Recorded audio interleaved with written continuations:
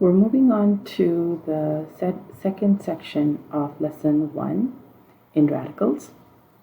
So we have already learned how to take our entire radicals and put them in simplified mixed radicals with the square root and the cube root.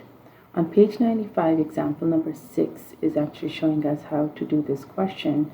It's basically an application of radicals. So we have done this previously with using distance formula. As you may recall from your previous math course, we can use a distance formula here. So in this case, you could call one of these coordinates to be x1 and y1.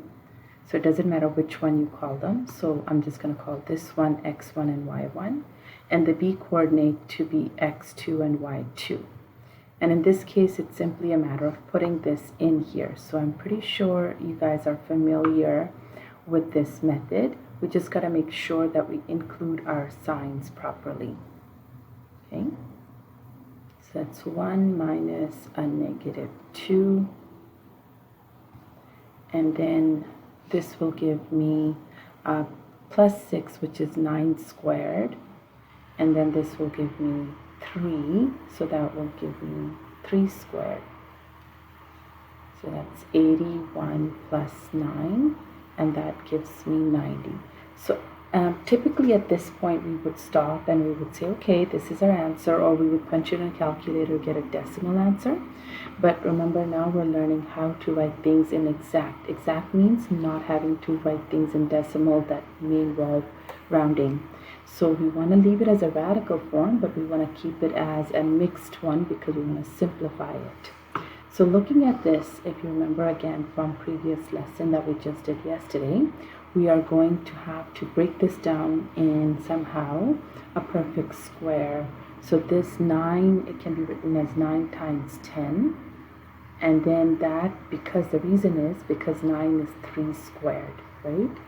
And 10 is nothing. You can't write it as a perfect square. And the square root of 3 squared then will just end up becoming a 3. And that gives you 3 root 10. And that's our final answer, right? There's an alternate way you can also do this example, which is by Pythagorean theorem. So which method you use is not really important, whether you use the distance formula right here or use Pythagorean here.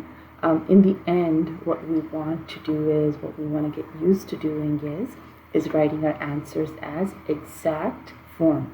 So if that involves radicals, writing it as simplified mixed radical form. So if you wanted to do this method, you would make a right angle triangle. I'm just choosing to make it right underneath it here. Count the number of squares you have on this leg, which we may call A. Remember, in Pythagorean there's A, B, and the longest is called C. So one of them, doesn't matter which one, is A. And if you count these squares, they'll come out to be 9. And if you count these squares here, this comes out to be 3. Okay, so I made a right angle triangle. You could have made one on the top here, doesn't matter. Okay? And what we're trying to find is the length C here, which was something we did using the distance between A and B. Now we're calling it C. So C squared is going to be A squared plus B squared. You'll notice it's the exact same thing that we have over here. So will in fact give us the same answer, 81 plus 9, which is root 90. And I'm not going to repeat the work, but it's the same steps, which will give you the exact same answer. Okay, so you get the same exact length, but using 2 different methods.